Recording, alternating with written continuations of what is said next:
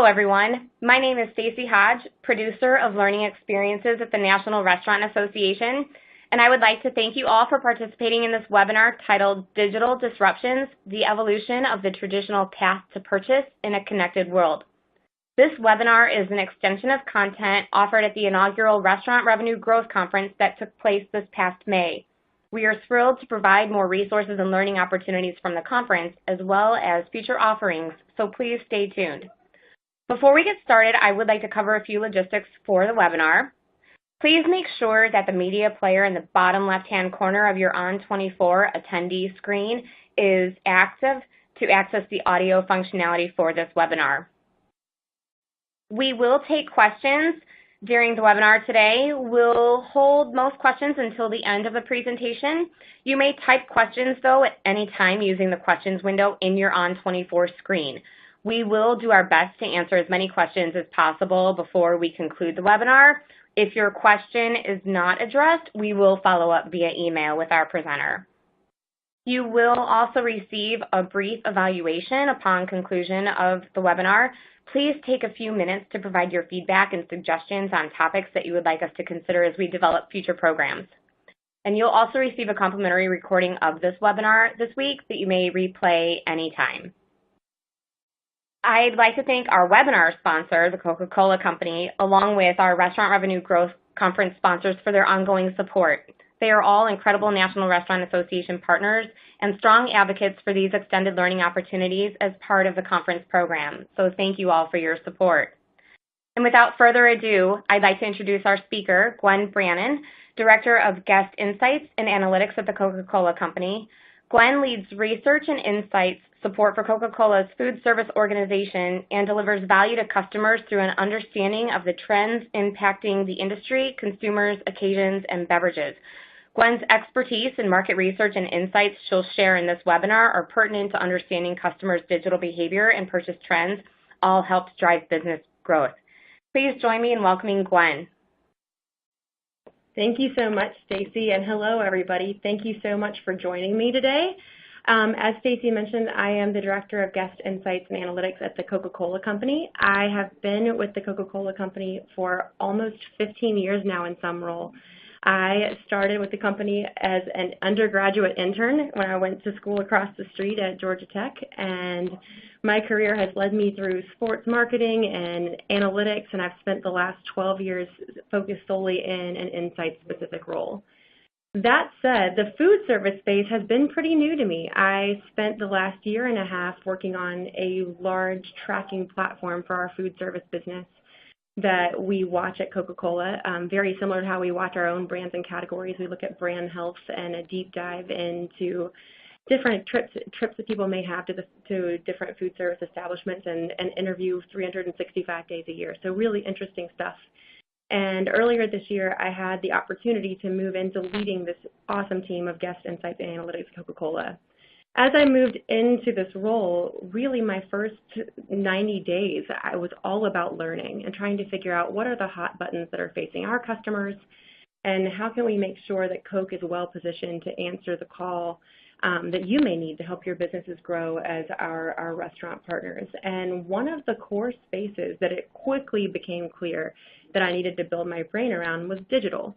And as I kind of went on my own learning journey and pulled from a lot of different resources that we have here and did a lot of desk research of just scouring trade publications and really trying to get a good lay of the land of how is digital disrupting the traditional food service path to purchase, I thought it would be valuable to pull all those learnings together and share them back out with other folks in the industry, because very likely I'm not the only one who's been trying to figure this out. And this is actually, the work that you're going to see today has spurred a lot of additional work that we've done within my team of looking at the restaurant delivery intermediaries, understanding how that's coming into play, and different methods of payment and all of that good stuff. My group is a little bit different. You may wonder, why is Coca-Cola doing this? I actually sit in a group at Coke that is completely independent of our beverage business. So it's our role not to look at different ways to make beverage volume move through our food services customers, but we look at trying to make ourselves the industry experts on food service to then extend that beverage knowledge or extend that industry knowledge out to our customers. So without further ado, I like to take you through a bit of my learning journey. I am a research and data nerd by trade, so you'll see a lot of that in the way that I've organized some of the points we'll talk about today, because we'll lead with a bit of a framework of how I brought all this information back together. So before we start, we're going to have a little bit of fun together today too. I have a lot of videos I've pulled just different places from the internet and a few that we also made for the purpose of this presentation. So don't worry, I'm not going to just talk at you for the next hour. We're going to spend some time laughing and learning. So to kind of set the tone for what we're going to talk about today, look 5 years into the future. So think about what your day really looks like in the future and listen to especially the sounds that you're going to hear in this video clip. I'm about to run a video. As soon as I run it, I'm going to unmute it on my end, but if you do not hear sound, there should be a sound icon in the bottom right corner of your screen, so unmute it if you don't hear the sound immediately upon my advancing the slide. Let's roll the video. You awake to your digital voice assistant. Good morning. The coffee is brewed and waiting in the kitchen. On your way to work, your phone automatically lets your favorite bakery know that you are 10 minutes away. And a bacon and egg breakfast sandwich is waiting for you in the pickup area when you arrive. At the office, you send the kitchen robot a message on Slack. Can I get a tonkatsu ramen without the egg in 30 minutes? While you wait, you take advantage of a Taco Tuesday deal your grocery delivery service emailed you. Because of the smart door lock you received as a birthday gift, the delivery driver will put the groceries directly in your refrigerator. On the drive home, you stop for a six-pack at the corner store. What's a taco without a cerveza? A robot greeter welcomes you and leads you to the beer aisle.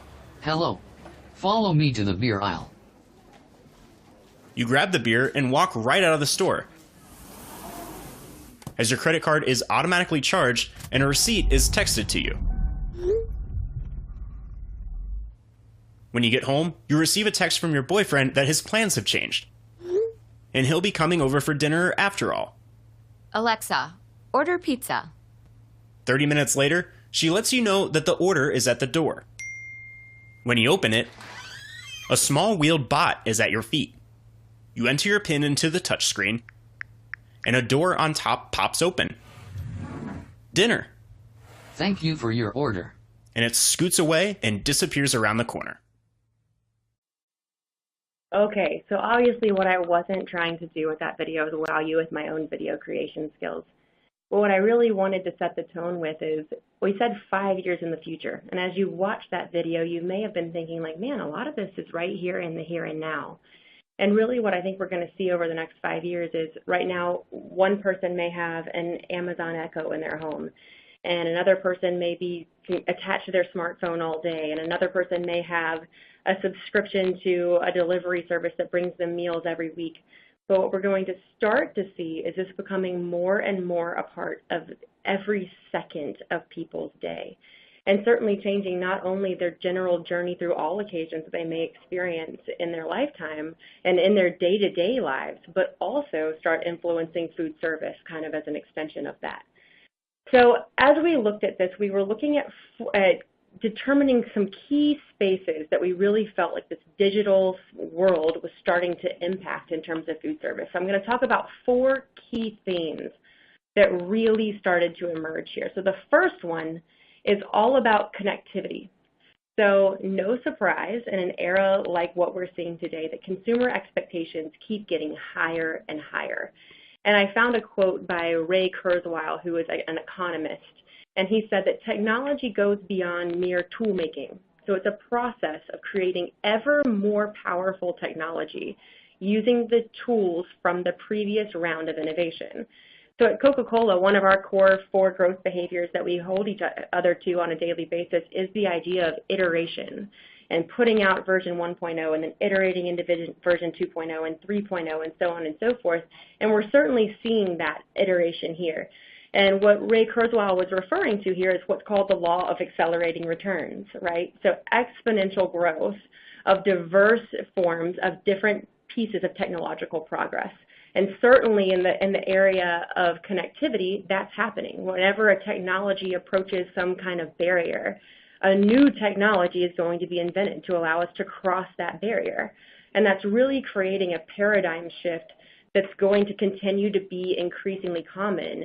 And what Mr. Kurzweil says is that's going to really lead to technological change that's so rapid and so profound that it stands to, very dramatic statement ahead, rupture the fabric of human history. So let that sink in a minute. But I think there's no element that we're going to talk about today where that's quite as prevalent as connectivity.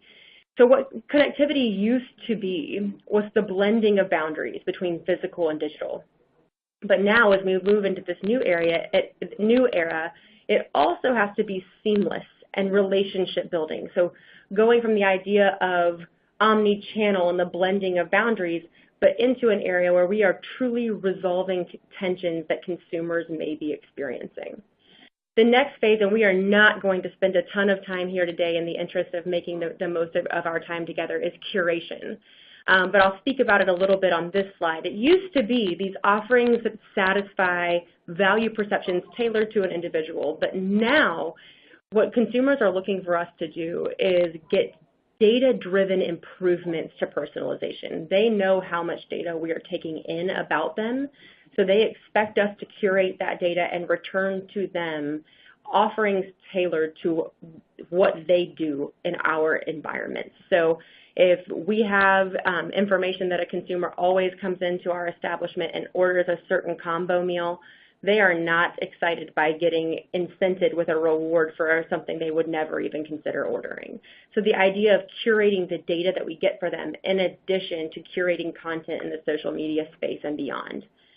In terms of experience, we're going to talk a good bit about loyalty programs today because within the realm of experience, that is certainly a very prevalent theme.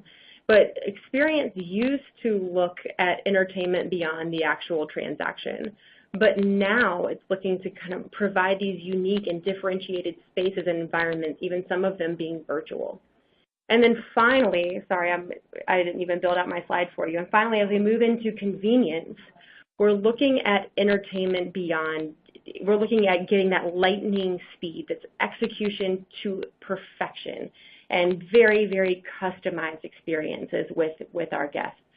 So today, for the purposes of our conversation, we're going to look at 3 of these 4 spaces that we discussed. We're going to look at ordering, we're going to look at loyalty, and we're going to look at delivery. The broader scope of the work that we did also did include the element of looking at influencers and how these micro-influencers are changing the game in terms of social media.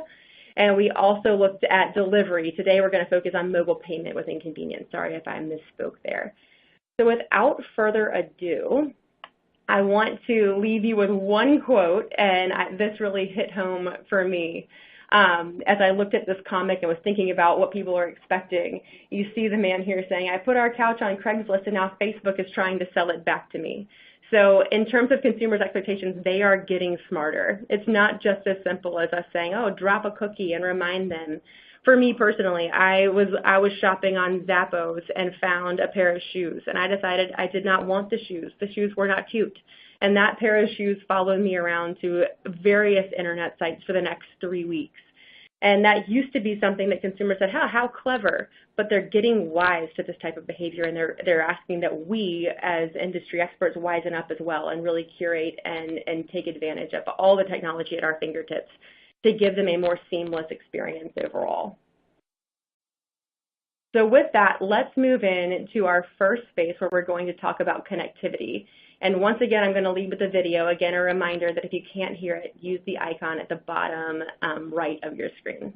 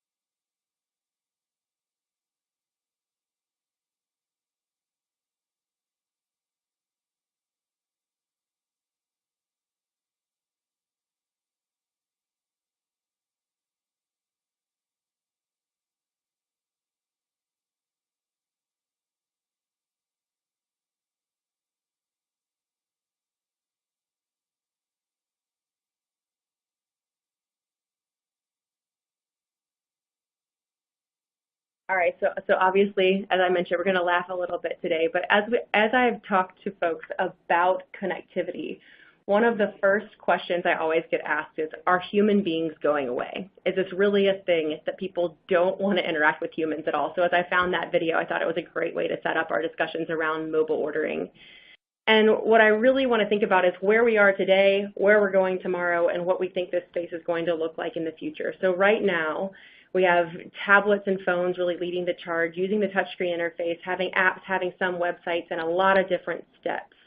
And what I want to think about with mobile ordering is the idea that the entire intent of this is really to resolve an underlying tension for consumers. One of the things we look at outside of the work stream that I'm sharing with you today is a lot of demographic trends. And one of the most prevalent demographic trends right now is the changing face of the U.S. population and the changing composition of U.S. households. More female breadwinners than ever before, more dual income working households than ever before. And what happens when we see that occurring in the U.S.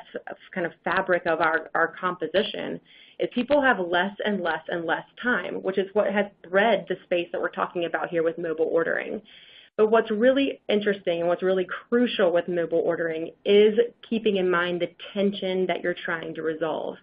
As we've seen folks come into and out of the mobile ordering space, those that have flopped, the mobile ordering apps or websites or general uses of technology for a pre-ordering type of behavior that have failed have been those that haven't looked at that overall human tension. So what are we really trying to do? This is someone who wants to spend a limited amount of time on site and is wanting to have the order placing and waiting component of their visit done. If you look at who really takes advantage of this, this does tend to be, or at least has a very high skew towards those dual income working families, a high skew towards folks with kids. So as we look at mobile ordering, if all we're doing is saying, hey, you can order ahead, but then still hop in that drive-through line with everybody else who hasn't ordered yet, just pass by the ordering location when you get there, you haven't really resolved a whole lot of tension for them.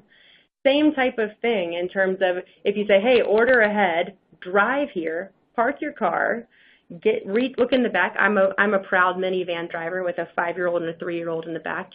Get them both out of a car seat, call them into the restaurant for us to hand you the bag, call them back out and put them back in the car seat. So really where this is evolving is making sure that we're taking into account all of the different things that are available to us, like beacon technology, sensory ordering, one step, really quick, seeing that human experience end to end and making sure that mobile ordering is truly resolving that tension, more seamless constructs. So are human beings going away? Let me address that. No, not in the very near future. What we do think is going to happen here is an evolving role of the crew. So as folks are mobile ordering more and more, no, does the crew need to take their order? They don't, but the crew can still very much be an extension of the brand coming out of the actual brick and mortar establishment of a restaurant and making that exchange. They don't have to get in the car. They do not have to wait in a drive-through line, et cetera. So really interesting stuff going on in this space. I also wanted to speak to the technology that's happening here and give you a couple of different stats to give you an idea of how large this is. So right now, 56% of users are interested in ordering meals from restaurants using voice applications. So you are certainly seeing an emergence of voice as opposed to having to type. Also, as cell phone bans while driving become more and more prevalent, looking at a touch-free way to engage is certainly something that we have our eye on. Ordering using a meal assistant, that is, or ordering a meal using a voice assistant, 34% have already done that. And then 74% of consumers between 17 and 34 say they would rather order takeout and delivery through mobile ordering than their existing method of ordering right now. So again, keeping that tension in mind, and there's certainly a lot of interest there. In terms of what's coming up, one of the things that is also breeding tension is as we make people download more and more and more apps. There used to be the term, there's an app for that, and people are like, woohoo, there's an app for that. That's not necessarily the case anymore. We're cluttering up their phone. Everyone has their own app. And they're looking to us to really simplify. So we are seeing a shift towards text message-based ordering, where they can use existing technology on their phone, like a text or like an Apple Watch, to communicate with restaurants and not have to download anything else and be really ready to go. And one great example of this is Domino's. We're going to take a look at that right now.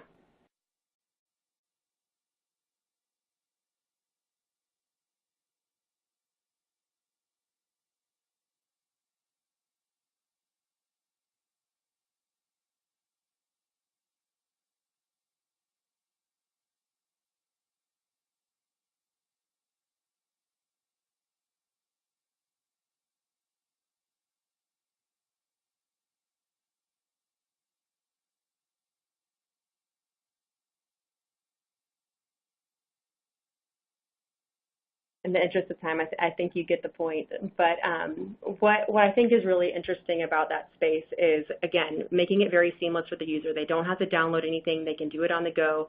And we've all heard Domino's kind of position themselves as that technology company who happens to sell pizza. And really where they're delivering here is having that platform agnostic through a home assistant, through an Apple Watch, through another smartwatch, through text messaging, making it really quick and easy to order.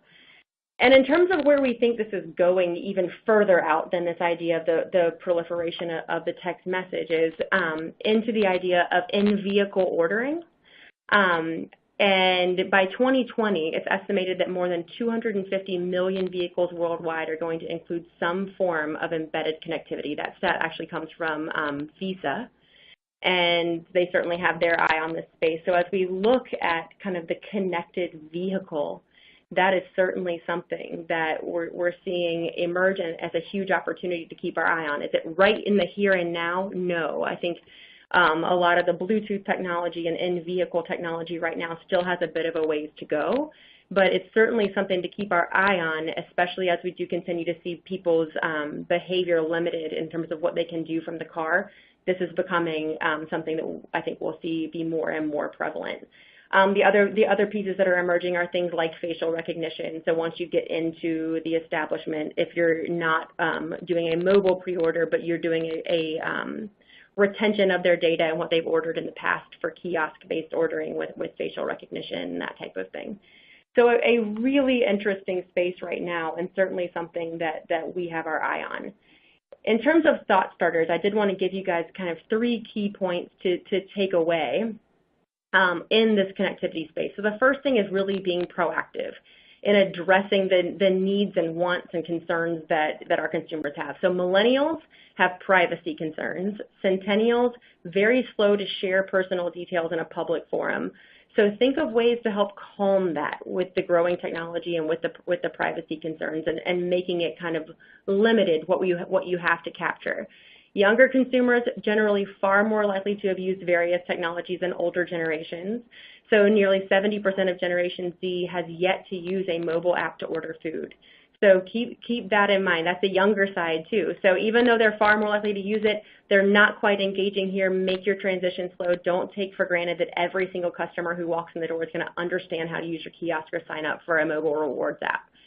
Kind of in that same space, like incorporate technology that's very flexible and it can adapt to physical change. One of the areas we've seen in the sensory ordering, if you have someone ordering who has a beard and they shave the beard, can it still recognize their face?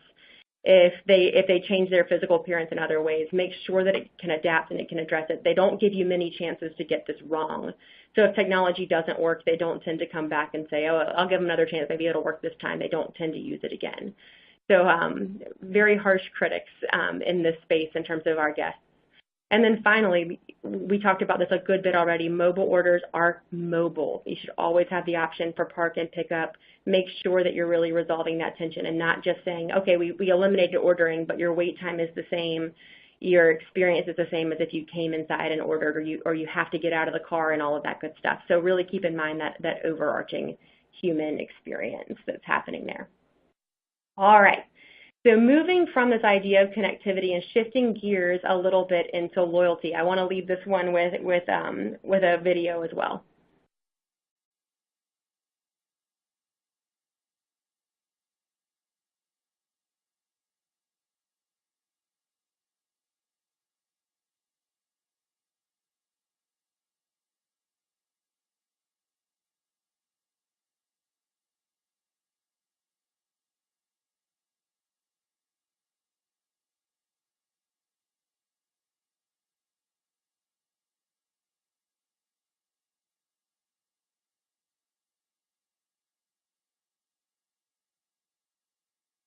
Okay, so this loyalty space today and what's going on in loyalty, again, we're looking at a very funny example of someone trying to say, like, man, I just want to redeem this. I'm a part of this program. Why is this so hard?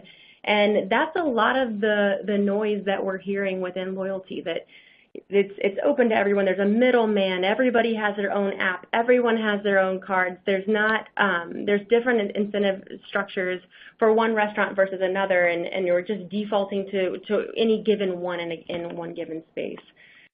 Fees and payments, there's some openness there, but we're not seeing a whole lot of that in the space today within restaurants. And expiration dates that are really frustrating consumers. And in terms of where we are moving and where we think that this is headed, is the idea of loyalty as a broader community, removing the middleman, looking at the idea of experience. We know with the millennial generation that they value experience much more than they value an actual physical good. So bringing that into play, looking at the accrual of currency that doesn't necessarily expire, and also looking to that theme we were talking about earlier with curation, where we're taking in data and using it to push back out. One of the great examples I've seen of loyalty data in action is Dickey's Barbecue Pit, and they have a business intelligence system called the Smokestack that I've done a good bit of reading on. But essentially my understanding of this is that they have connected their loyalty database with their inventory system and with their POS system. So they have the ability of knowing that they have what inventory they have on hand by item, and in real time what their traffic in the lunch day part is looking at like for that item. Are they going to have a surplus at the end of the day? And if so, they can hit their loyalty database, find people who tend to buy that item, offer them a promotion to come in. At that point, you've built an incremental trip. You see them adding side items and drinks, so that becomes a profitable occasion, even if you're offering a discount and you're reducing waste.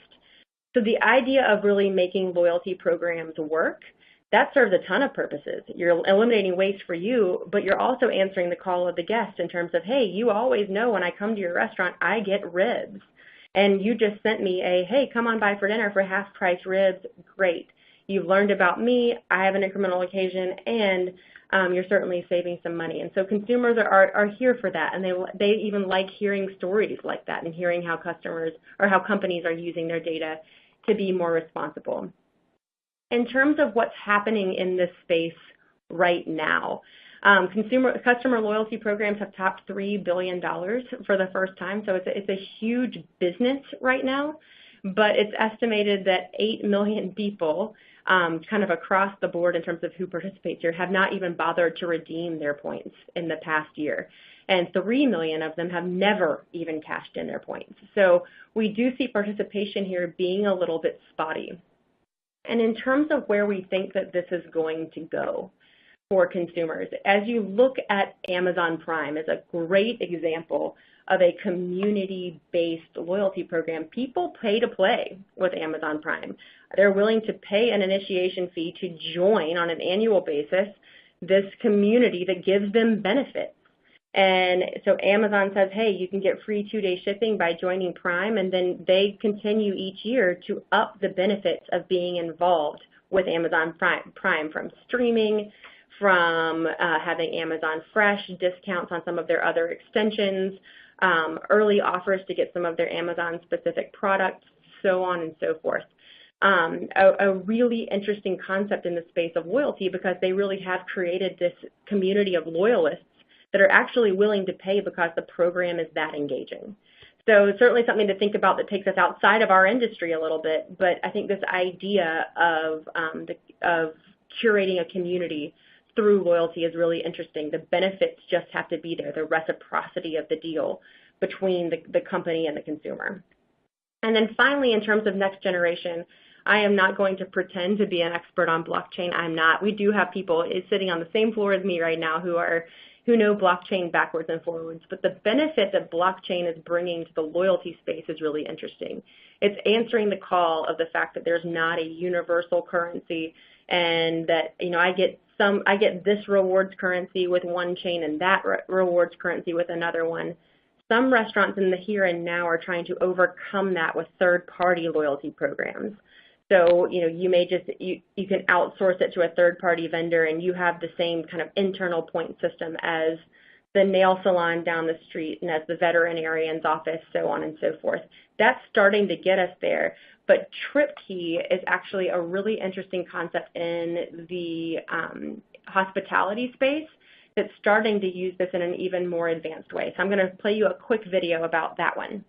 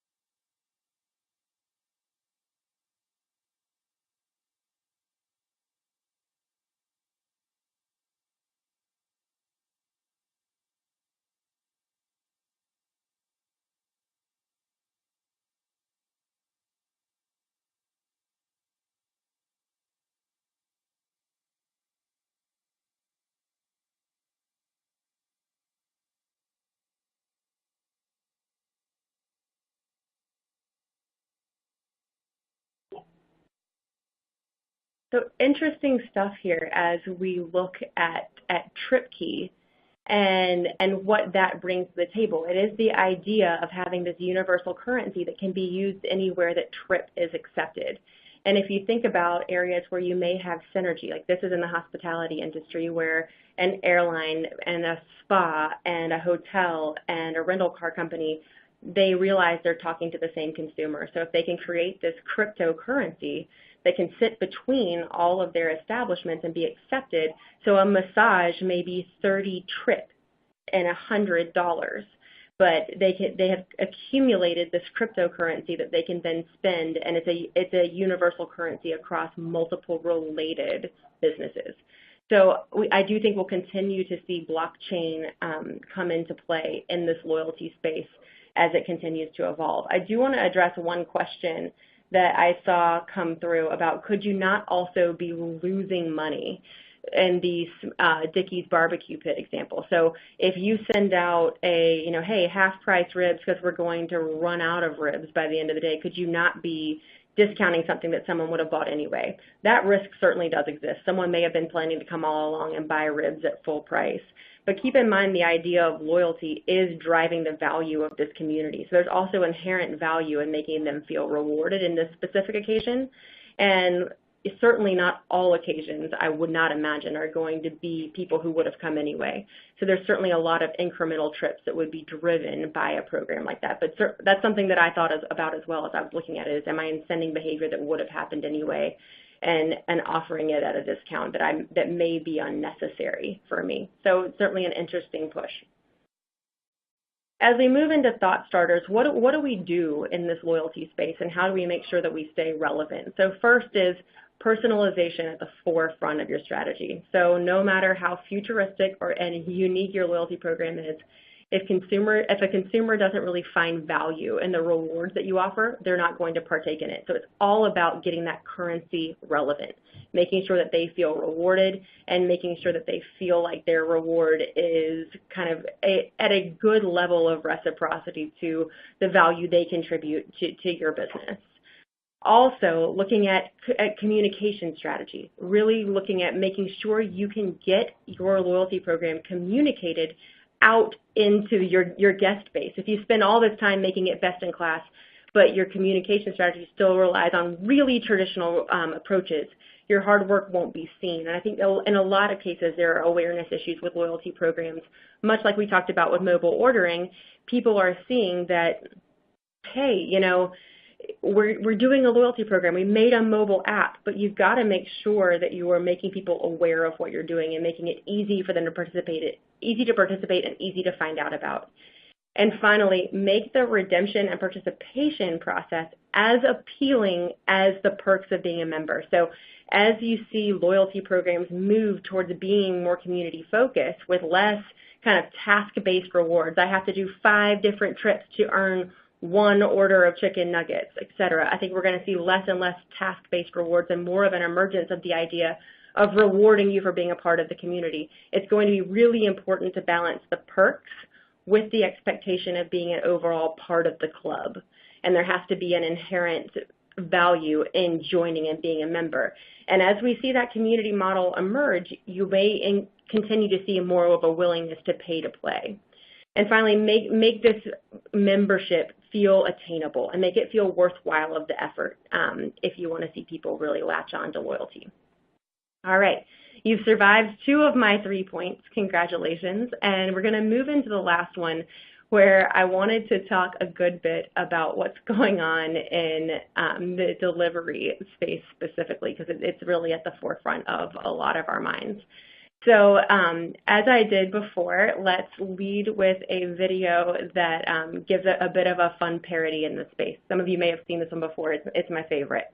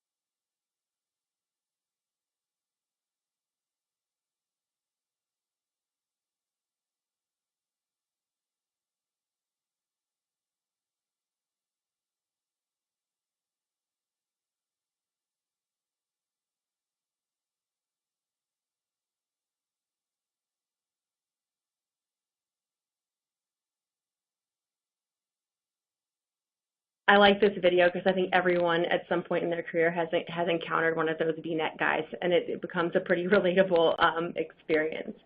But let's talk a little bit about what's going on in this area of delivery. So right now, in the here and now with delivery, humans are the primary vessels of delivery. Home and work are the primary locations where food is delivered.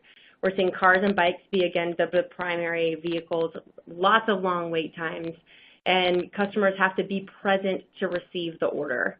In terms of where this is going, we do think this is an area that we do think there's going to be more and more limited human interaction with delivery. We're not trying to fully extend the branding or the atmosphere or the relationship through to the delivery experience, especially with the rise and the trend of the restaurant delivery intermediaries, where they are truly not an extension of the brand through which you're ordering. It's another company entirely. Lots of delivery on the go. People don't have to be at home or at work to accept delivery, so I think we're going to see a lot more of the spaces emerging where we deliver a hot meal prior to someone arriving home from work. Amazon is starting to work through some of that technology that we've seen, where there's an Amazon key, and if it is a certified Amazon delivery driver and you have an Amazon key, they can get into your home, and there's a camera in your home to monitor their behavior.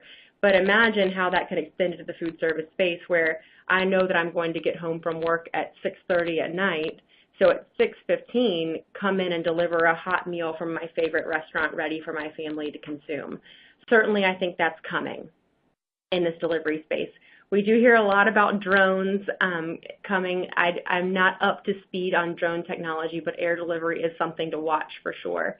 Obviously, the increase of this technology is going to lead to shorter or no wait times, that the delivery happens right when you want it to via a pre-ordering type of process. And also kind of that same day delivery, like with the Amazon Key that we talked about. So let's look at the technology that's kind of happening in this space right now. So right now, restaurant delivery intermediaries or third-party ordering is certainly the biggest trend. I have found a few stats from Grubhub that on average, restaurants see an increase of 30% in takeout revenue within 1 year of joining up, and that order processing time cuts over 50%. Right now, Grubhub is processing over 200,000 orders a day across 900 cities, and that's just one of the restaurant delivery intermediaries. So certainly something that's emerging quickly. About 49% of consumers between the ages of 18 and 34 are ordering food to go more often now than they were 3 years ago. So people are really getting with the program and getting a good understanding of how this is working and how it can relate to their lives. Where we're headed with this, I want to show you a quick video of the McDonald's innovation in this space. And we talked a little bit about this with mobile ordering, but certainly we do see the idea of skipping the drive-thru and taking your own food home kind of coming in to compete with these delivery occasions. So take a look at how this works, and I think it'll play well into what we spoke about earlier with the mobile pre-ordering.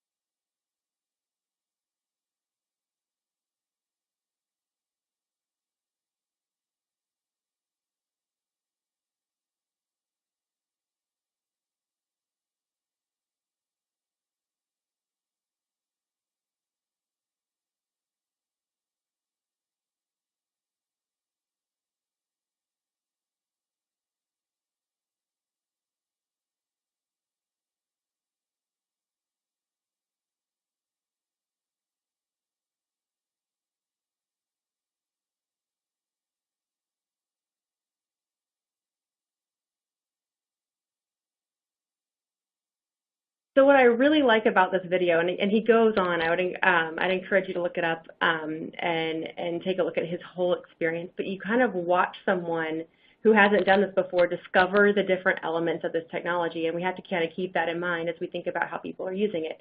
But in the era of delivery and third-party ordering, we do have to keep an eye on this skip the drive-through space in terms of, is this what they're going to use? Is delivery what they're going to use? There's a lot of very similar consumers and occasion and outlet motivations going on in the space of skipping the drive-through. We see McDonald's offering this. We do see Chick-fil-A consistently ranked as a top QSR brand for consumer satisfaction in this space, and they've made a new mobile app, if you want to take a look at it, that is also considered best in class within this mobile ordering space. Then finally, where is this going? We talked a little bit about this already, but the idea of in-car delivery, driverless cars, drones.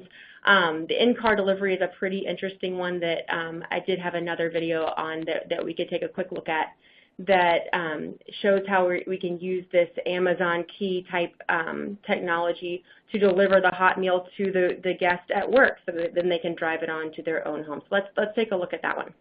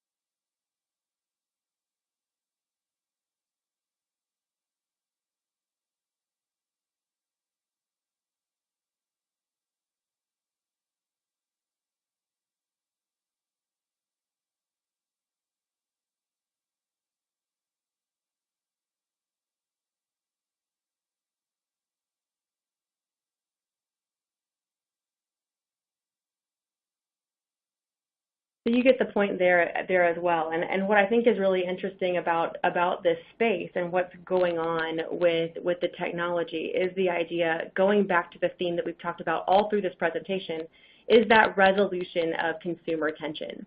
The idea that we're using technology to make their lives easier, to give them back time, because time is becoming an increasingly larger part of the value equation in terms of people's willingness to pay and the motivators for selecting one outlet over the other. Other things we're looking at in this space, certainly driverless cars and looking at car sharing. We're seeing some co-investment from some of the larger players in the restaurant industry into the idea of the driverless car and ride-sharing service, looking towards the future that by 2050, almost all vehicles on the road are estimated to be autonomous. And as you look at the fact that that's going to drive down car ownership and increase the ride-sharing component, what we're starting to see emerge is the thought that the car that you would order would be occasion-specific. So if I'm driving to work in the morning and I need to take a conference call, I would order a conference call car that would then be perfectly curated for me to dock my computer, look at my presentation, make a call with good and insulated acoustics, and take my conference call on the road. Imagine the application there for the food service industry. As we start looking at, is this delivery per se? It is, in that you could pick up food from a restaurant, have it in the car, then go pick up the consumer, and they would consume on the go in an environment perfectly curated towards consuming food. So that's definitely further out in the future, as, again, we're looking out in the direction of 2050 before we think almost all vehicles are going to be autonomous. By 2035, just under 10% will be autonomous is the estimation. So we're going to see rapid growth in this, but it's certainly longer out. But the idea of that curated experience is very interesting in terms of how it could apply in our space. Let me advance my slide. And then, so in terms of what I really want you to walk away thinking about in this space, and the thought starters towards your success would be, for one, don't get lost in the need to be fast or the need to be first. And that it does go a bit against, I think, the technology-driven mindset, but think about how to be different from the competition. Everyone's trying something here. Everyone's going for speed. how can you make the dining experience feel holistic from a delivery perspective? Add personal touches from a server, small bottles of condiments that are iconic to a restaurant. And a common issue with delivery today is how to report order inaccuracies or get compensated for losses. Making that easier is some low-hanging fruit. So when you take humans out of the equation altogether, it's really only going to heighten the issue. So it's imperative that there's some type of easy communication and a device linked with a drone or with a car.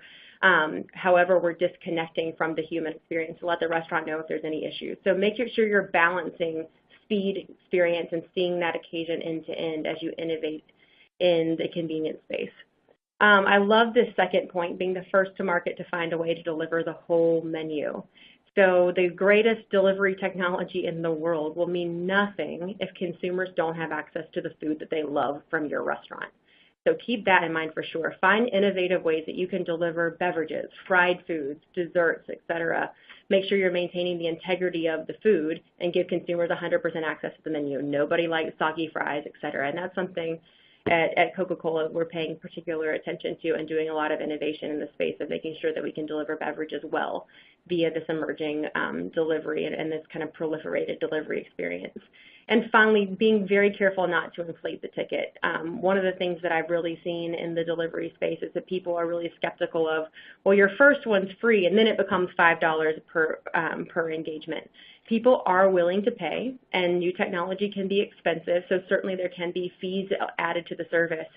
But watch what's happening in the area of fees. If there's a fee to engage with the service, a tip to the driver, the food is marked up, all of a sudden you're getting into a space where you're making a $20 occasion cost $35, and people are going to abandon at that point. So being very careful to watch what's happening to the ticket as you emerge in this space. So with that, we've made it through the three core points I wanted us to talk about today. We are going to have a little bit of time at the end for Q&A, so if you have any questions, please go ahead and start sending those in. But I want to leave you with one key thought and then some overarching thought starters as you start thinking about how to make digital happen at your specific company. But I loved this quote in terms of showing innovation is key. Only those who have the agility to change with the market and innovate quickly are going to survive. So stay agile. Technology innovations and trends move so quickly, and you have to stay on your toes to be able to respond. So many food companies have separate tech-focused concepts or units designed to test new ideas, and quick-moving brands are leveraging technologies like drones and self-driving cars and augmented reality and voice assistants and really trying to get a foothold in this space early. So be sure that you're innovating, but innovating in a space that you can deliver a win versus deliver something half-baked. And making sure you're finding an area of differentiation is certainly what to watch in this space.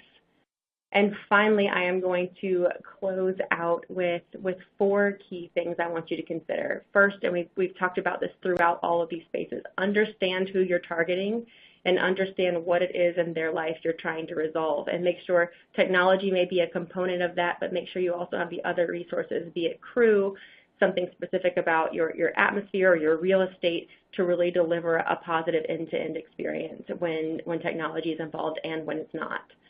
Balancing convenience with experiential value, certainly, making sure that you're delivering on the overall experience and having a balance of a quickness and a speed, but also a really positive experience and engaging. Thinking about that evolving role of the crew really comes into play here. Seamless connectivity as a priority. There is an underlying consumer tension around, again, really cluttering up their phone with a ton of new apps or having a really long time to engage, a ton of different buttons to click here and there, making sure that you can keep their experience as seamless as possible. And finally, making sure that you know what fits your operations best. Again, consumers are pretty relentless in the space of technology. And if you fail at their first engagement with you, it's very hard to get a second chance. I saw a stat that after 5 seconds of load time on a website, 25% of consumers abandon the engagement entirely. And over half of them don't return because they just don't think it's going to work and they become skeptics. So really understand what you are set up to succeed at in this space. Don't go after everything and make sure you're innovating within your own kind of core set of capabilities. So that is all I have today. If there are any questions, feel free to send those out my way. I think I tackled a couple of them I saw come through on the chat as we were presenting. But thank you so much for your time.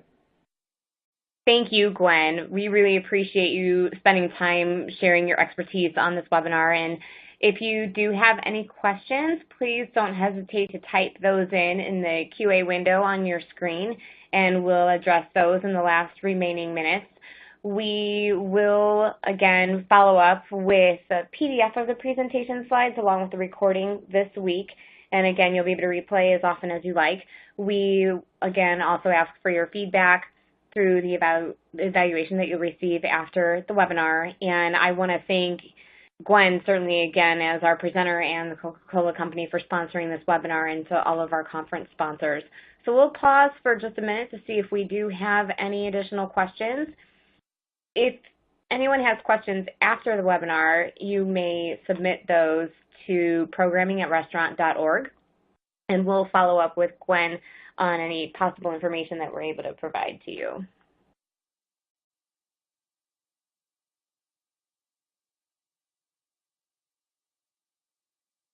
And one reminder is a continuation of programming from the conference and looking ahead to programming for 2019. We are continuing with webinars, and our next webinar will be on October 24th. You'll receive an email with more information about that within the next week or so.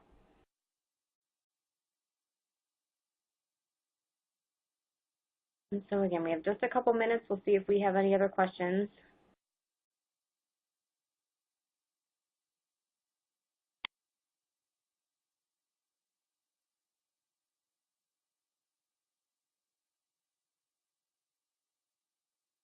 Okay.